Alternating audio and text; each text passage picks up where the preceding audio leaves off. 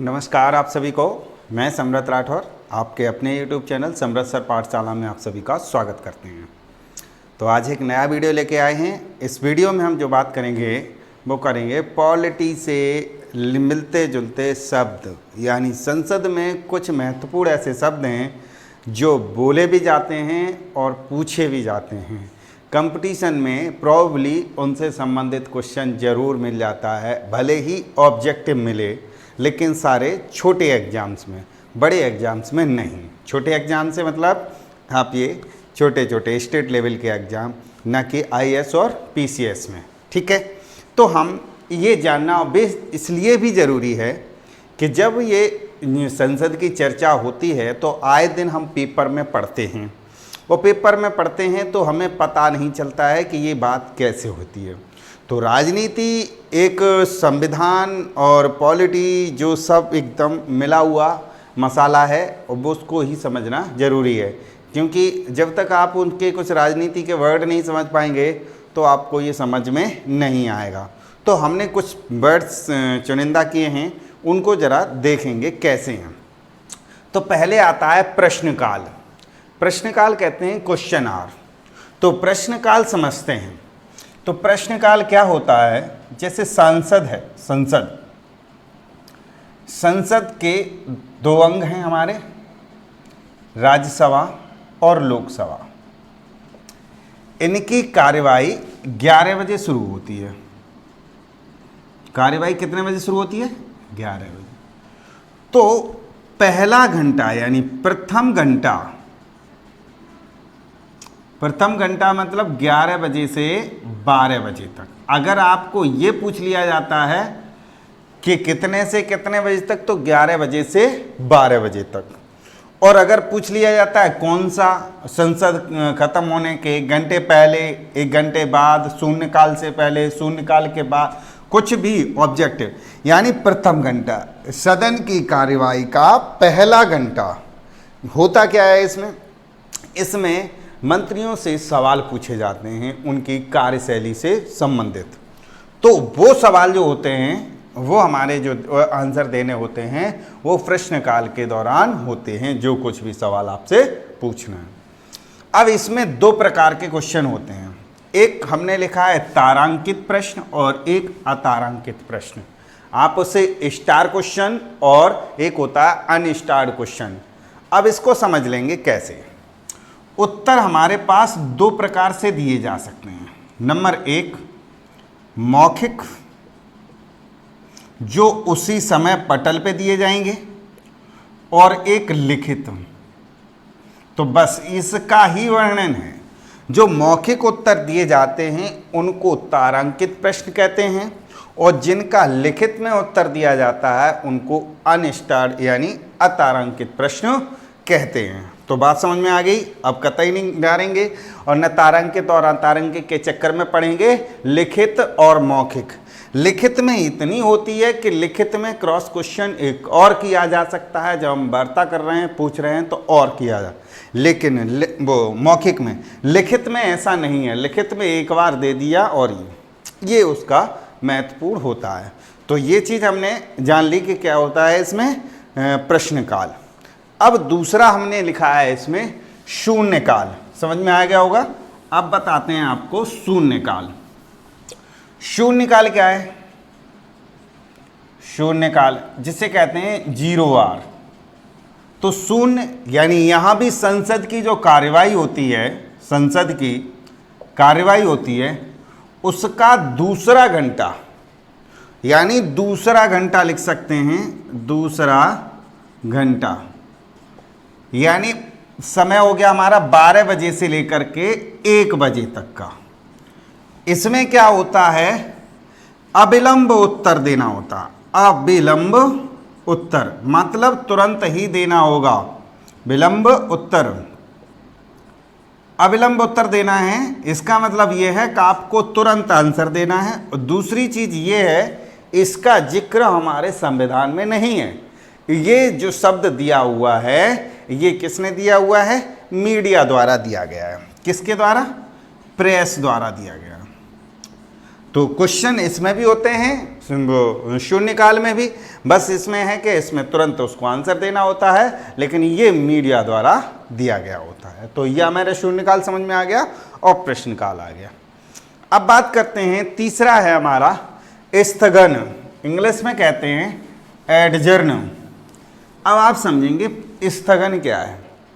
स्थगन आप दूसरी भाषा में, यहाँ एडजर्न है, आपने स्थगित शब्द सुना होगा, पोस्टपोन कर देते हैं। तो स्थगित में आप समझिएगा, स्थगन में क्या है कि राज्यसभा और लोकसभा जब सदन चलता है, समझिएगा, या फिर से हमने संसद की कार्यवाही ली और यहाँ राज्यसभा और लोकसभा, ये है स्थगन। यदि सदन में कोई चर्चा चल रही है और किसी भी तरीके से शोरगुल हो रहा, हंगामा हो रहा, विपक्ष अपना मुद्दा मजबूती से रख रहा है या चर्चा नहीं होने दे रहा है, ऐसे समय में जो अध्यक्ष हैं, दोनों अध्यक्ष से मतलब है इसके सभापति और इसके अध्यक्ष, इसका इंतजार करते हैं कि थोड़ी देर के लिए उसे रोक देते हैं, रोक देते हैं। जो सदन की कार्यवाही है रोक देते हैं, तो सदन की कार्यवाही थोड़ी देर के लिए रोक देते हैं और फिर शुरू करते हैं। तो फिर भी अगर नहीं चलती है तो फिर कुछ दिन के लिए रोक देते हैं, और फिर अगर ऐसा लगता है कि अभी भी नहीं चल पा रही है तो अनिश्चित काल के लिए उसे स्थगित कर देते हैं। तो देखिए यहां पर सीधी सी बात ये निकल के आई कि स्थगन अध्यक्ष और सभापति दोनों कर सकते हैं, और ये घंटे, दिन, और अगर फिर भी नहीं मिलता है अनिश्चितकालीन हो सकती है।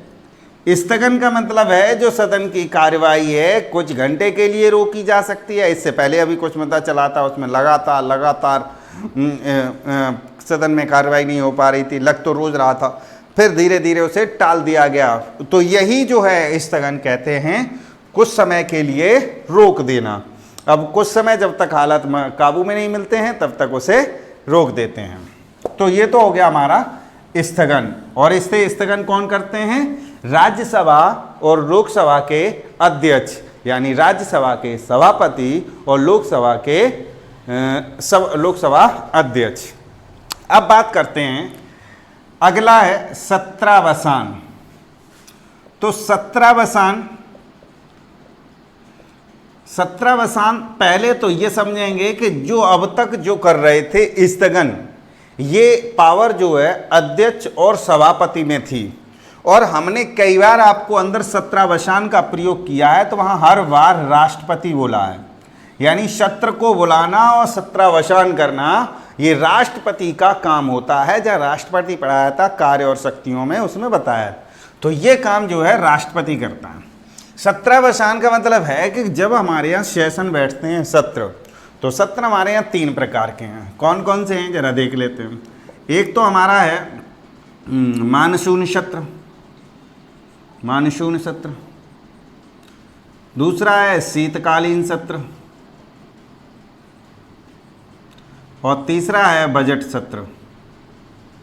बजट सत्र यानी ये है कि कम से कम साल में 2 सत्र, तो 2 बार बैठक होना तो जरूरी है, और उन दोनों के बीच में 6 माह से अधिक समय का डिफरेंस नहीं होना चाहिए। अब सपोज कोई बैठक बैठी है, शीतकालीन सत्र चल रहा है, मानसून सत्र या बजट सत्र चल रहा है, और वो सपोज मान लीजिए 5 तारीख से शुरू हुआ है और वो 20 तारीख को तक चलना है सपोज, और जब 20 तारीख को जब ख़त्म होगा तो जो ख़त्म करने की जो प्रक्रिया है उसे कहते हैं सत्रावसान करना, या उससे पहले भी कर देते हैं या उस दिन करते हैं, जैसा भी उनको उचित लगता है, तो उसको जो कहते हैं सत्रावसान करना। तो राष्ट्रपति द्वारा चलती हुई बैठक को ख़त्म करना, या जब बैठक ख़त्म होती है उसके ख़त्म करने की प्रक्रिया, बैठक बुलाना और सत्रावसान करना, दोनों आपस में आदि और अंत जैसे हैं, शुरू करना और अंत करना। तो ये बात हमें समझ में आ गई। अब जरा चलते हैं अगला क्वेश्चन, अगला प्रश्न। सत्रावसान भी समझ में आ गया होगा, बजट सत्र, वो सत्र खत्म करना। उसके बाद आता है विघटन। इसको सत्रावसान को प्रोरोगेशन कहते हैं और विघटन को कहते हैं डिसोल्यूशन। अब विघटन, अब देखो विघटन कौन कौन सी कंडीशन होती हैं। विघटन की दो कंडीशन है। विघटन का मतलब है कि पूरी यहाँ केवल राज्यसभा, वो लोकसभा, क्योंकि संसद में दो सदन है, यहाँ से फिर देखेंगे तब समझ में आएगा, लोकसभा और राज्यसभा। ये स्थायी सदन है, तो इसका तो विघटन होने से रहा, ये कभी नहीं होगा। विघटन होगा सिर्फ लोकसभा का, विघटन सिर्फ लोकसभा, क्योंकि सत्ता जो बनती है वो सरकार से, मतलब सरकार जो बनती है सिर्फ लोकसभा से बनती है, तो लोकसभा का ही विघटन होगा, क्योंकि राज्यसभा से स्थायी है, उसका विघटन नहीं हो सकता। तो इसमें जब बहुमत ना हो, सरकार के पास क्या नहीं हो, बहुमत ना हो, तो ऐसे में जो है राष्ट्रपति जो विघटन कर सकता है, यानी लोकसभा का विघटन कर सकता है, लोकसभा का भंग कर सकता है। एक तो दूसरी एक कंडीशन ये है कि बहुमत न होने पर तो दूसरे पक्ष को फिर बुला लिया जाता है कि मान लीजिए वो नेता दे रहा है कि अगर वो पहुंच रहा है। यहाँ पर दूसरी कंडीशन एक और है कि मंत्रिपरिषद स्वयं करवाए विघटन, राष्ट्रपति से कहे कि विघटन कर दीजिएगा। कभी कभी ऐसा लगता है कि अगर हमने सरकार में हमारे पास सीटें कम है, अगर लगता है कि हमारा पूर्ण बहुमत में आ जाएगा, ये है, तो विघटन का मतलब है पूरी सबकी सदस्यता रद्द कर देना और पुनः चुनाव होना। समझ में आया? विघटन का मतलब हो गया सरकार से जो प्राप्त हैं उनकी सदस्यता खत्म हो जाना और पुनः चुनाव होना, और पुनः चुनाव की प्रक्रिया विद इन 6 मंथ, 6 महीने में हो जानी चाहिए। तो ये हो गया हमारे पास विघटन। ये भी अधिकार किनको प्राप्त है? राष्ट्रपति को विघटन करने का, यानी राष्ट्रपति सलाह दे देता है। और यही प्रक्रिया विधानमंडल में है। विधानमंडल मतलब राज्य में, तो राज्य में जब विघटन होगा तो इसकी पावर जो होती है राज्यपाल को होती है, वो राज्यपाल इसका विघटन कर सकता है। प्रक्रिया सेम है, बहुमत नहीं है या मंत्रिपरिषद ने विघटन करने के लिए बोल दिया है। अब दूसरा, अब है विश्वास प्रस्ताव, कॉन्फिडेंस मोशन। इसमें दो चीजें समझने वाली बात है, वैसे आप जानते हैं रोज पेपर में आता है विश्वास प्रस्ताव। अब आप पढ़ेंगे तो समझ में आ जाएगा। सरकार बनाए रखने के लिए बहुमत जरूरी है, जानते हैं। अगर आपके पास बहुमत नहीं है तो सरकार नहीं चल पाएगी। तो ये हमेशा सरकार पक्ष द्वारा लाया जाता है। ध्यान रखना है, यही वाली बात ध्यान रखनी है। विश्वास प्रस्ताव हमेशा सरकार द्वारा लाया जाता है जब सामने वाला कहता है कि इनके पास बहुमत नहीं है और हम कहते हैं हमारे पास बहुमत है, तो ऐसी कंडीशन में वो विश्वास प्रस्ताव लाते हैं और वोटिंग डलवाते हैं। और विश्वास प्रस्ताव के लिए उनके पास 50% प्लस 1 से मतलब जितना भी अधिक हो, 2, 3, 4 यानी 70%, 75 जितना भी हो, यानी 50% से अधिक उसके पास वोट होने चाहिए। ये तो बात समझ में आ गई कि विश्वास प्रस्ताव कौन लाता है? सत्ता पक्ष लाती है। और इसको जो बहुमत होना चाहिए, कितना होना चाहिए? 75%। और इसकी जो है मंत्रिपरिषद का जिक्र हमने कौन से अनुच्छेद में किया था? 75। मंत्रिपरिषद इसमें कहता है और अपना प्रस्ताव लाता है। ये तो हो गया सरकार द्वारा अपना बहुमत सिद्ध करना, तो विश्वास प्रस्ताव होता है। एक होता है इसका जस्ट अपोजिट, वो उसका होता है अविश्वास प्रस्ताव। अविश्वास प्रस्ताव जो है हमेशा विपक्ष लाता है।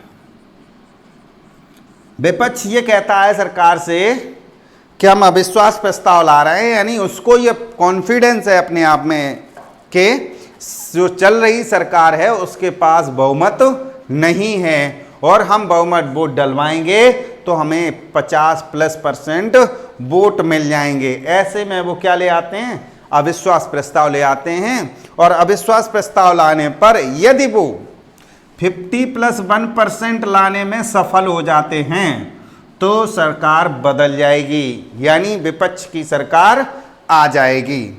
लेकिन विपक्ष, ये बात बहुत ध्यान से समझने वाली है, या सरकार को भी इस पे बड़ा ध्यान रखना पड़ता है विपक्ष को। यदि उनके पक्ष में ये लगता है होंगे तभी वो लेके आते हैं, या कभी कभी धमकी देने के लिए भी ले आते हैं।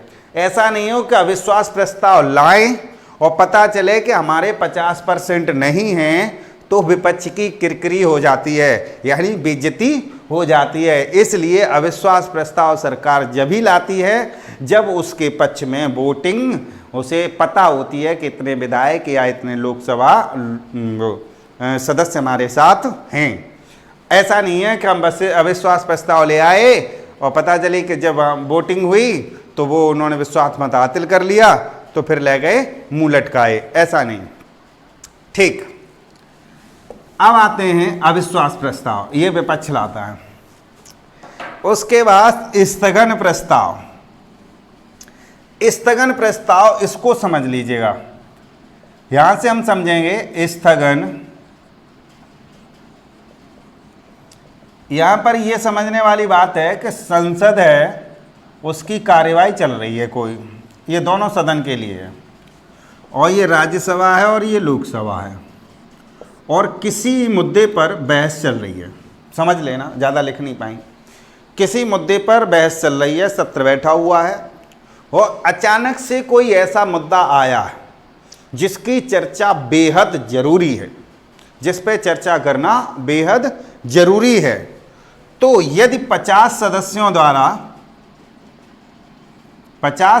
द्वारा ये प्रस्ताव लाया जाता है कि स्थगन प्रस्ताव लाया जाता है, तो ये देखा जाता है मुद्दा काफ़ी महत्वपूर्ण हो और लोक महत्व से जुड़ा हो।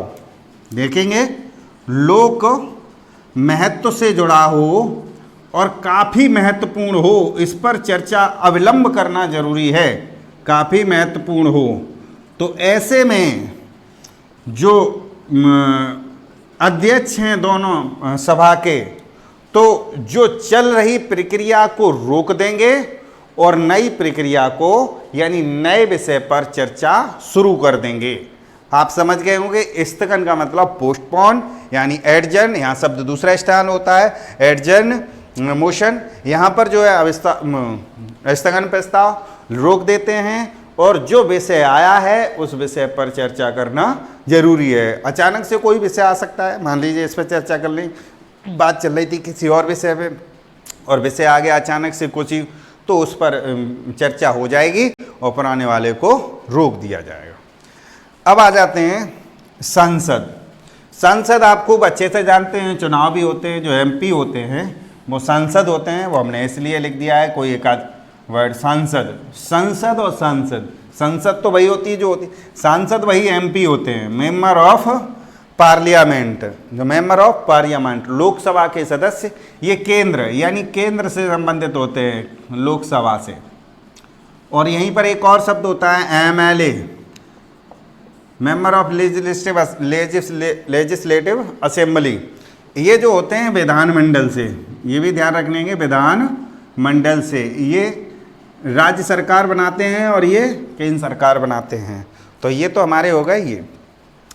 अगला एक पॉइंट है निंदा प्रस्ताव, सेंसर मोशन। अब ये देखिए, अब यहाँ पर निंदा प्रस्ताव क्या है कि यदि सरकार के किसी मंत्री से या किसी के खिलाफ अगर ऐसा लगता है कि जिसने ये काम किया है वो नीति निर्माण के बिल्कुल खिलाफ है और जिसकी मुझे निंदा होनी चाहिए और गलत नीति है, तो ऐसे में सरकार एक निंदा प्रस्ताव लाती है। सीधी सीधी होती है कि भरे समाज में बेइज्जती कराना, बस सिंपल सी अर्थ समझ लीजिएगा, वही है एक निंदा प्रस्ताव। वो निंदा प्रस्ताव ला करके उस सरकार के खिलाफ या उस मंत्री के खिलाफ जो गलत नीतियां हैं, जिसका परिणाम गलत निकला है, तो इसको कहते हैं निंदा प्रस्ताव।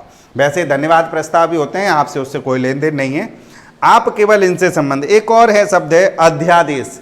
अध्यादेश मतलब होता है ऑर्डिनेंस। ऑर्डिनेंस हमने आपको पढ़ाया था जब राष्ट्रपति की शक्तियाँ पढ़ाई थी, कि राष्ट्रपति को अध्यादेश जारी करने का अधिकार है। ये हमने आपको अध्यादेश में अनुच्छेद 123 के अंतर्गत बताया था कि राष्ट्रपति की जो कानूनी शक्तियां हैं उसमें अध्यादेश जारी कर सकता है। यानी जिस समय कोई सदन की बैठक नहीं हो, यानी संसद नहीं बैठ रही हो, उस समय में अगर कोई कानून पारित करना है तो राष्ट्रपति अपने हस्ताक्षर द्वारा अध्यादेश जारी कर देता है, यानी कानून बना देता है, उसी को अध्यादेश कहते हैं। तो हमने ये क्वेश्चन देखे हैं कि इससे संबंधित जो क्वेश्चन बनते हैं इन्हीं में से निकल आते हैं और बहुत ज़रूरी थी ये संसदीय शब्दावली, प्रमुख शब्दावली, तो आप समझ लेंगे। उम्मीद करते हैं ये चीज़ आपको समझ में आई होगी और अपनी पाठशाला को थोड़ा सा सपोर्ट करते रहिएगा और आगे बढ़ाते रहिएगा, और चैनल सब्सक्राइब नहीं किया है तो कर लीजिएगा और ऐसे ही हमारे साथ जुड़े रहिएगा, परिवार को बढ़ाते रहो, यही हमारी आपसे कामना है। तो पॉलिटी के हमने जितने भी थे सारे वीडियो आज डाल दिए, और जिन्होंने आज ये वीडियो देखा है वो प्लेलिस्ट में जाएं, इससे संबंधित सारे वीडियो देखें, और कोशिश करेंगे कि अगर कोई वीडियो, वैसे मैंने सब कुछ बना दिया है, अगर कोई वीडियो छूट गया है तो भी देखें, और कुछ इससे संबंधित दूसरी प्लेलिस्ट है वो है पॉलिटी नॉन स्टॉप, उसके भी 5-7 वीडियो हैं, उसमें भी ज़रूर देख लीजिएगा, और उसके बाद हमें कमेंट में बॉक्स में बताइए अगर कुछ रह जाता है। तो आज के लिए धन्यवाद, अब मिलेंगे आपको नेक्स्ट वीडियो में। Thank you for